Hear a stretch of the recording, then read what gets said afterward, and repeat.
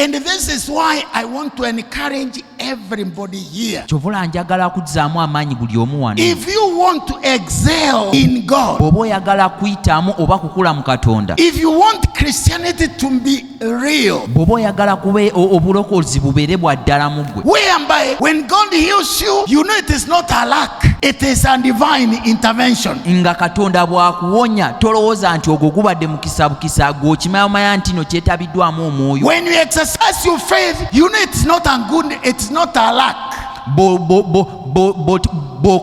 Bokkiriza togamba bugambi nti ogwo gubadde mukkiriza. It is a reality. Ekyo kya ddala. You know, there was one young believer. Waliwo omukkiriza omu omuto. I don't know whether he was really a young man, because the Bible doesn't talk of a young man, but he was blind for many years. Waliwo omusajja omu mu Bayibuli omu yali muzibe okumala emyaka mingi. He heard about Jesus. Yawulira ku Yesu. He heard that he was a healer. Yawulira nti muwonya. He heard that he was a miracle performer. We yawulira nti naakola ebyamagero. He believed.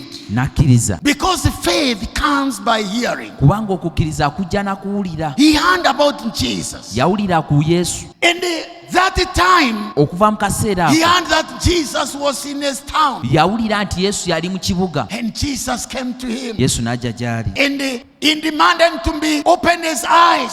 Yasaba amaaso ge gaggulwe.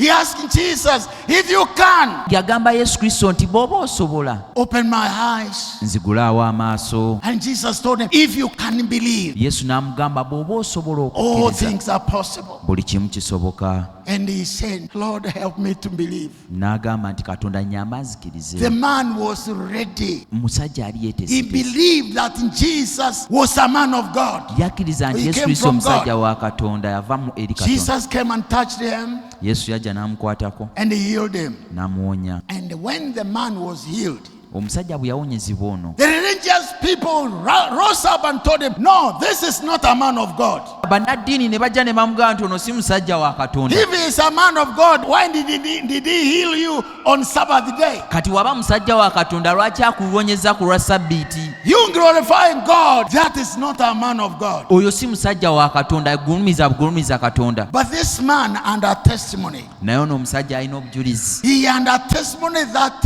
he was blind and now he can see. Yalina obujulizi nti yali muzibe naye keeka n'alaba. That was enough evidence. Ekyo kyali kimala. And this is what I normally say. Kati kino kye mbagamba nga bulijjo. Whether there are more books than 66, I don't care. Oba ebitabo bisukka mu 66 nze sifaayo. I do not have to memorize the whole Bible. Siina kuba nti Bayibuli yonna nagikulamya nga nagiteeka mu mutwe. I may not even understand the prophecies of Isaiah. Nina n'obubaka obumu obwa Isaaya bwe sitaategeera. But what I'm interested with, Naye kyensinga okwagala it is the Christianity that has made me to understand who I am. bwe bukristaayo obundeetedde okutegeera ki kyendi.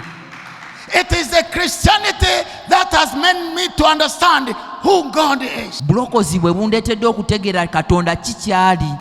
It is the Christianity that has made me to understand that God loves me. Bulokozi bwe bundeetedde okutegeera nti Katonda anjagala.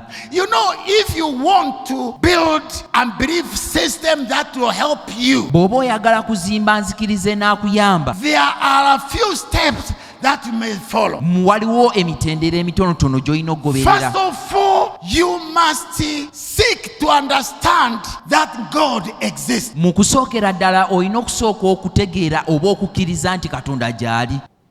That God exists. Nti Katonda gy'ali. Because the fool says that there is no God. Kubanga abasirusiru bagamba nti teri Katonda. After understanding that God exists, Bw'omala okitegeera nti Katonda gy'ali, you must understand who He is. olina okutegeera ki kyali. That He is the creator of heaven and earth. Nti ye mutonzi w'ensi n'eggulu. That He loves you. Nti era akwagala. That He cares for you. Era afaayo gy'oli.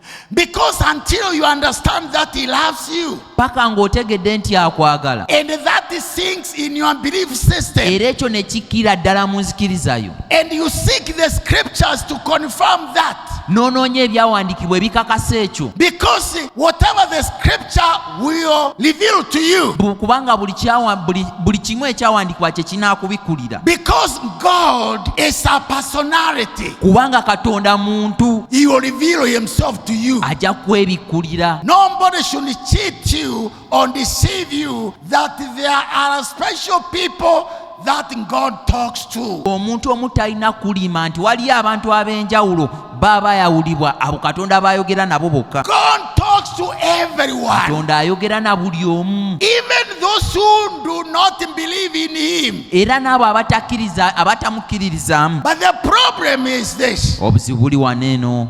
People are busy, so busy. There is a lot of noise in their environment that they cannot hear the voice of God. Abantu bajjuziddwamu amaloboozi mangi nnyo ageetooloola mu mwoyo gwabwe kyovula tebasobola kumuwulira. But anybody who will desire to hear from God, naye oyo omuntu yenna anaasalawo okuwulira okuva eri Katonda, whoever will desire to know God, buli omu anaasalawo okumanya Katonda, God will reveal himself to Katonda that ajja person, mwebikkulira, because he is not a God of partiality. kubanga si Katonda wa kwekubiira. Once you have understood Buli lw'omutegeera that God exists nti Katonda ddala gy'ali and he loves me, nti era njagala, because without that knowledge, bw'oba tolina magezi ago, the devil will bring temptations. Sitaani ajja kuleetera okukemebwa, He will bring sickness. ajja kuleetawo endwadde. And when you pray and you not get healed, Bw'osaba n'otawonyezebwa, then the devil will put some questions. Does really God love you? kati awo omulaba ajja kuteekawo ebibuuzo nti ddala Katonda akwagala, Does God really exist? ddala Katonda gy'ali. That is why it is very important Kyobula kya makulu nnyo as a Christian to establish that God exists and he loves you and he cares for you. nti gwe ng'omulokole olina okusimbibwa n'okitegeera nti ddala Katonda akwagala, So that when the devil comes with the temptations, nti mulabe Sitaani bw'anajja n'okukemebwa, you will know that God loves you and will deliver you. ojja kukimanya bumanya nti Katonda akwagala nti era ajja kulokola. And in the case he doesn't deliver you, Ne wanaaba takulokodde, he will give you grace to bear. ajja kuwa ekisa ekigumiikiriza, Because there is no temptation that has come to you which is not common to people. kubanga teri kukwemebwa kugenda kujja gy'oli kw'otasobola kugumiikiriza. And in every temptation, Era mu buli kukemebwa there will be a way of escape. wajja kubeerangawo ekkubo ery'okudduka. Christian believers who will finish the race Abo abalokola abanaamalako olugendo, are those who have chosen to listen the voice of God. abo be bokka abakkiriza okuwulira eddoboozi lya Katonda, Are those who will practice what they have believed. era abo abajja oteeka mu nkola ki kye bakkiriza. Because there is another tragedy. There is another tragedy. Kubanga waliwo enkola endala. You know what God has said, Omanyi ki Katonda ky'ayogedde, but you have not welcomed it in your believing system. naye tokyaniriza mu nzikiriza yo, You are not practicing ate tokitadde mu nkola that which you have learned. ekyo ky'oyize. Faith comes by hearing, Okukkiriza kujja na kuwulira, and hearing God's word. era okuwulira ekigambo kya Katonda. So what we hear Ekyo kye tuwulira can only be effective if we practice it. kisobola kuteekebwa mu nkola nga tumaze naffe kikola. Glory to God. Amen. And the first practice, Era okukoteeka mu nkola okusookera ddala, what we receive kye tufuna through hearing, okuyita mu kuwulira, and the hearing can be through your ears or through the written page. okuwulira kuli mu ngeri bbiri, eitha okuwulira okuyita mu matu oba okusoma ebyawandiikibwa. You must be able to speak. Olina okuba ng'olina obusobozi obwogera. Glory to God. Amen. This is what Paul told. Kino Pawulo kye yagamba, That's what he told the Corinthian church. kino kye yagamba ekkanisa y'Abakolinso. Now, we speak and act according to what we hear. Zira ku ki kyawandiikibwa. Paul says, I believed, Pawulo agamba nti nzikiriza, and therefore I spoke. n'olwekyo nayogera.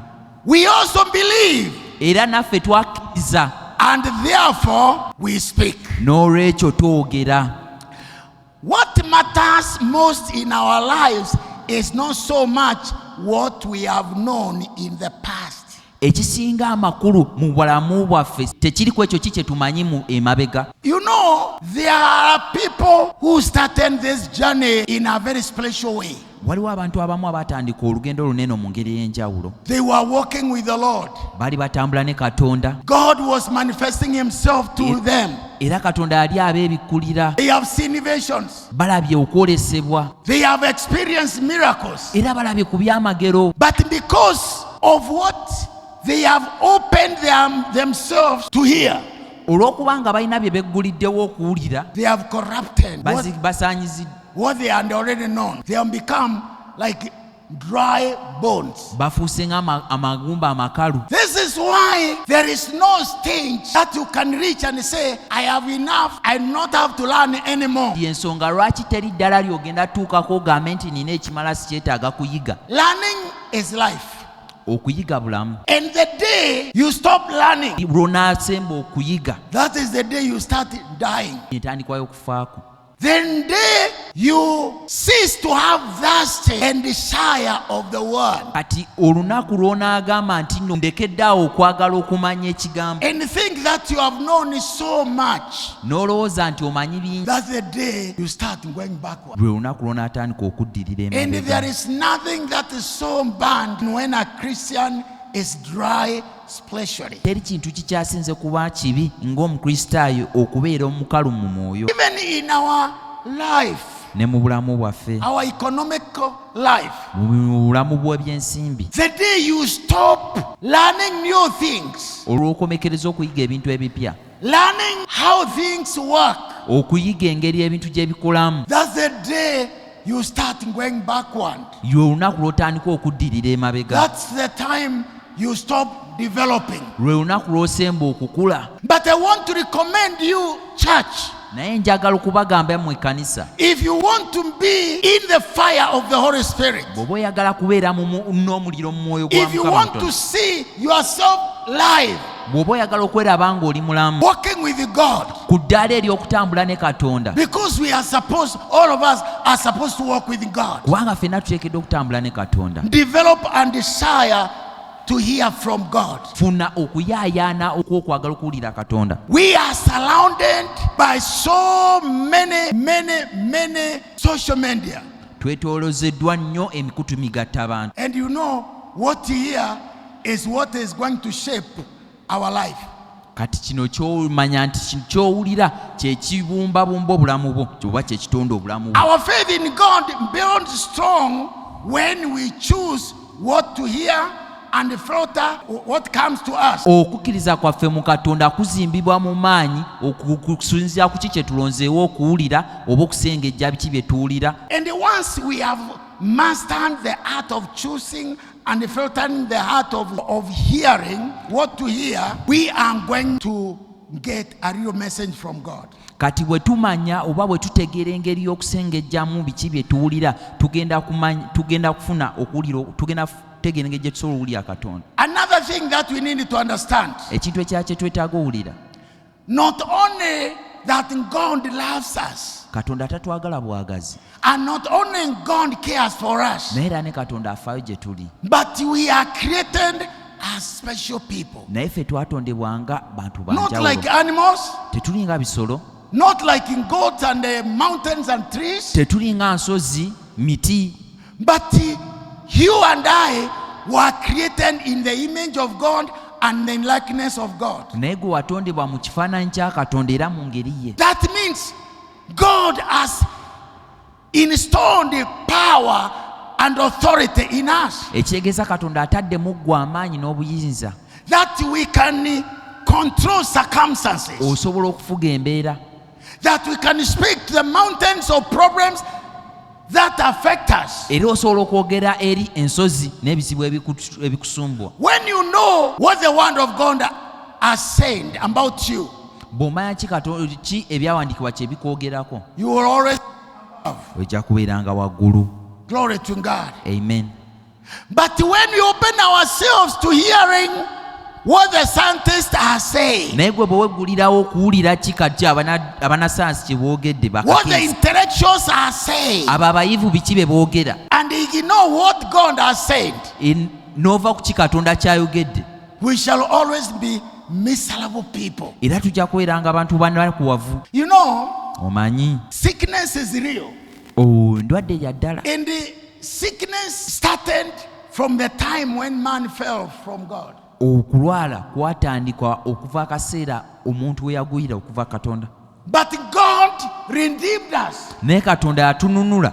And that is one of the lies that the devil will not want you to understand. Ge gamu ku mazima ga Sitaani bw'atayagala otegeere. And because sickness is real, Kubanga obulwadde bwa ddala, it is easy for the doctors to diagnose you and say that you have got cancer and there's no cure. Kyangu nnyo abasawo okukebera ne bagamba nti nno kati olina obulwadde bwa It is kansa possible tosobola for kuwona. the doctors to diagnose you and say you have got diabetes, which is in a very bad stage. There is no cure. Kati gwe olina sukaali ali mu ku ddaala ebbi ennyo gwe tolina ddagala. Scientifically, there are incurable diseases.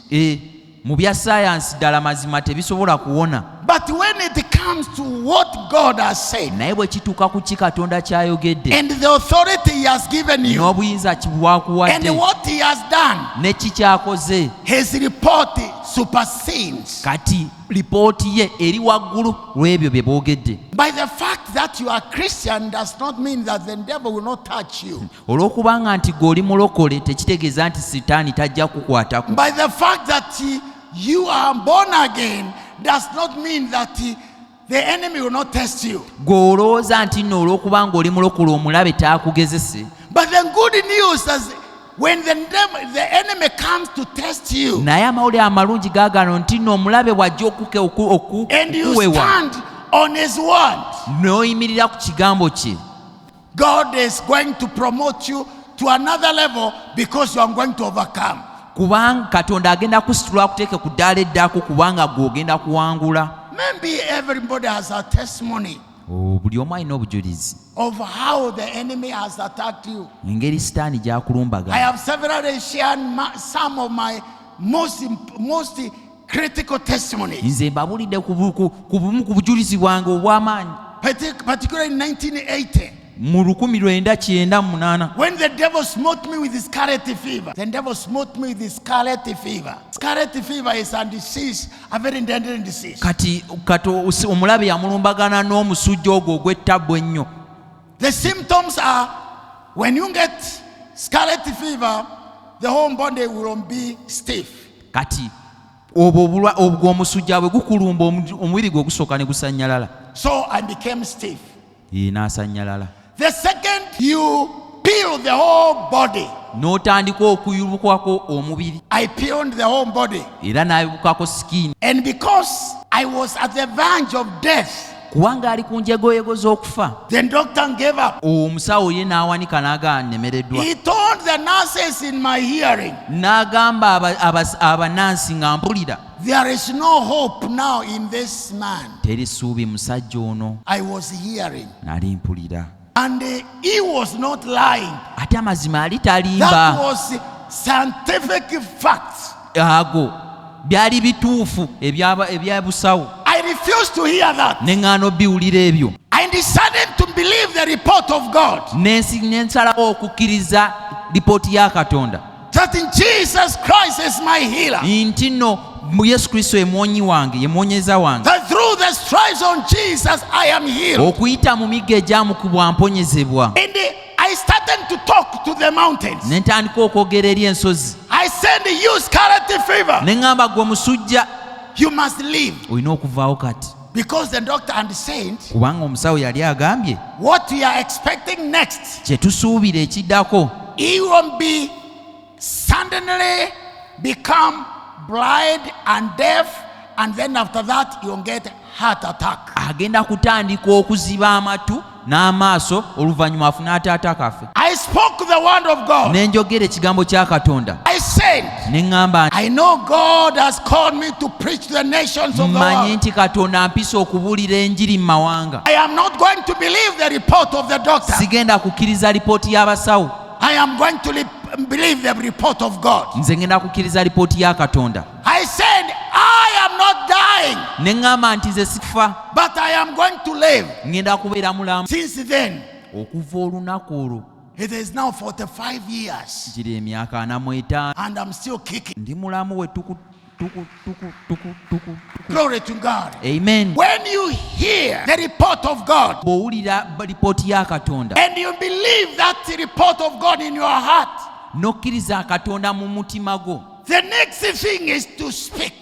ekiddako awo kukwogera. Some people say, I don't want to speak before I have seen it happening. Abamu bagasaagala kwogera nga sinnalabako. What about when I speak and it doesn't happen? Bwe njogera ne kitabaawo, That's a lie of the devil. obulimba bwa Sitaani. Speaking is so powerful. Awo kwogera kwa maanyi nnyo. That's why Paul said, Y'ensonga lwaki Pawulo agamba as I believe, nga bwe nakkiriza according as it is written, okusinziira ku kyo ekyawandiikibwa, therefore I speak. n'olw'ensonga eyo njogera. I believe Nzikiriza that in Jesus is my healer. nti Yesu Kristo yamponya. Through his stripes, Okuyita mu miggo gye I was healed. nawonyezebwa. I confess with my mouth and I was healed. Nayogera n'akamwa kange era n'emponyezebwa. Glory to God. Amen. Many times I've shared with you Ebiseera bingi nnyo nga banyeeko how nammwe. God healed me 2017. Nankule mbabulira engeri Katonda gy'amponyaako mu Multiple 2017. diseases, Endwadde empitirivu ezaali zinnuma. arthritis, Nalina sukaali, heart disease, nalina obulwadde bw'omutima, malaria, chronic malaria, ng'omusujja nze gunsumbuira ddala, diabetes, sukaali, high blood pressure, puleesha, back problems. omugongo nga gunnuma. Scientifically, the doctor told me you should understand this is a genetic sickness through your family. Kati omusawo n'aŋŋamba nti kati bino gw'olina obitegeera zino ndwadde za kika. In other words, he was telling me, just tell the world bye-bye. Kati mu bufuuzefuuze oba mu bumpimpi yali amugamba weeteeketeeke ogenda. After all, he said, at your age, this is not abnormal. Era ne ku myaka gyo bya bulijjo, okusinziira ku myaka gyo bya bulijjo. I am to make a choice. Nalina okukola okusalawo. Which voice am I going to Ngenda listen? wulira ddoboozi ki? Am I going to believe the report of the doctor or the report of God? Ngenda kukkiriza lipooti y'abasawo oba lipooti ya Katonda? You know, the doctors do not lie. Omanyi abasawo amazima tebalimba. Analyze reality. Bo bakebera ne balaba ebituufu. But they don't see him, behold, Naye tebalaba kusukkawo. that according to the Creator, Okusinziira ku Mutonzi, all things are possible. buli kimu kisoboka. And God is saying, I am the God of all generations. N'agamba Katonda agamba nti nze Katonda w'emirembe. I am the God of all creation. Nze Katonda w'ebitonde byonna. Is there anything that is too hard for me? Waliwo ekintu ekizibu gye ndi? That is the report that I want to believe. Ye lipooti eyo gy'olina okukkiriza. Glory to God. Amen. 2017, I believe that report. 2017 nakkiriza lipooti eyo. And I told the doctor, Ne ŋŋamba omusawo, I am coming back. nkomawo. I believe in medicine. Nzikiririza mu ddagala And I believe in these tests. era nzikiriza mu biki But byokebedde I'm coming back. n'ovaayo. Naye nkomawo. After 3 weeks, I came back. Oluvannyuma w'ekisi 3 n'addayo When I was completely healed. nga mponyezeddwa ddala. Glory to God. Amen.